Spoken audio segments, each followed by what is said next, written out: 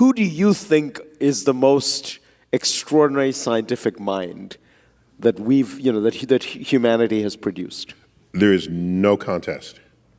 Isaac Newton. In this episode, I will dive into the most quintessential book of the natural world. Stay tuned. In 1687, a single book quietly redefined the universe. It did not claim divine revelation. It did not appeal to ancient authority. It did not rely on tradition. Instead, it made a radical promise that the universe could be understood through mathematical law. This book was Principia Mathematica by Isaac Newton, and after it, the world was never the same. Before Newton, nature was mysterious, unpredictable, and partly symbolic. Planets moved, but no one could fully explain why. Objects fell, but the reason remained unclear. The heavens and the earth were often treated as separate realms. Newton erased that division. Principia argued something revolutionary. The same laws that govern a falling apple govern the motion of the moon and the planets. For the first time in history, the cosmos became unified under a single mathematical framework. This was not just science, it was a transformation of how humans understood order, causality, and truth. Newton lived in a time of upheaval. Religious conflict, political revolution, and scientific uncertainty were ubiquitous. He inherited Galileo's motion, Kepler's planetary laws, Descartes' mechanical philosophy. But these ideas were fragmented. Newton's genius was not just discovery, it was unification. He asked, can motion, force, and gravity be described with precision? And he answered, yes, mathematically. Principia is divided into 3 books.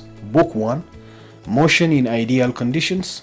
Book 2, Motion in Resisting Mediums like air and fluids. Book 3, The System of the World. Newton begins abstractly, definitions, axioms, and proofs. He builds slowly, rigorously. This is not a book meant to persuade emotionally, it's meant to compel through necessity. At the heart of Principia lie Newton's 3 laws of motion. These laws are deceptively simple and endlessly powerful. First law is inertia. An object remains at rest or in uniform motion unless acted upon by an external force. This shattered the ancient idea that motion required constant cause. Motion is natural. Change requires explanation. Second law, force and acceleration. Force equals mass times acceleration. This equation transforms motion into mathematics. For the first time, change becomes calculable. Nature is no longer described, it's predicted. The third law, action and reaction. For every action, there is an equal and opposite reaction. This law introduces symmetry into the universe. No force exists alone. Interaction defines reality. Newton's most famous insight appears almost modestly. Every mass attracts every other mass. The force depends on mass distance. This single idea explained planetary orbits, tides, falling objects, and comets. Gravity was not a divine push. It was a universal property of matter. This was shocking. Newton described gravity mathematically, but refused to speculate about its mechanism. I frame no hypothesis. This restraint preserved science. With Principia, the universe became a cosmic machine. Planets no longer moved by angels, they moved by law. Planets no longer moved by angels, they moved by law. This did not remove God from the picture, but it changed his role. God became lawgiver, architect, sustainer of order. The heavens were no longer mystical, they were intelligible. This shift fueled the Enlightenment, modern engineering, and industrial revolution, or industrial civilization. Principia raised unsettling questions. If the universe follows mathematical law, where is freedom? Where is meaning? Where is mystery? And where is free will? Some law liberation. Some saw liberation, others saw reduction.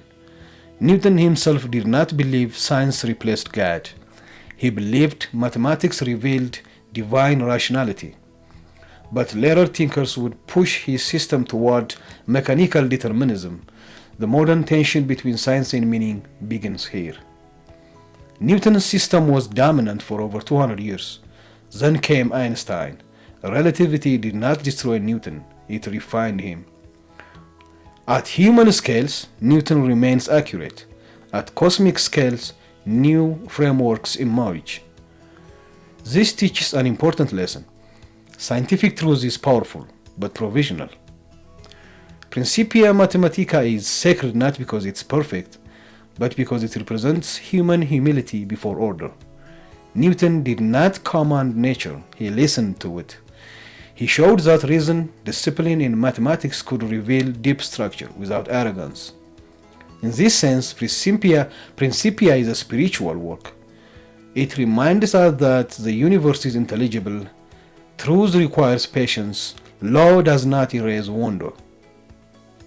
Principia Mathematica taught humanity to read the universe like a text written in mathematics. It replaced myth with law, chaos with order, speculation with proof, but it also left us with a question that still echoes. If the universe follows law so precisely, what is our responsibility within it? Newton gave us power. Wisdom is still our task. And that responsibility, between knowledge and humility, remains sacred. Who do you think is the most extraordinary scientific mind that that humanity has produced? There is no contest. Isaac Newton. You have been listening to Of the Sacred Podcast. If this reflection spoke to you, subscribe to Of the Sacred Podcast for concise insights into classic literature, art, philosophy, and sacred questions for people in a hurry. Your support keeps these conversations alive. Thank you.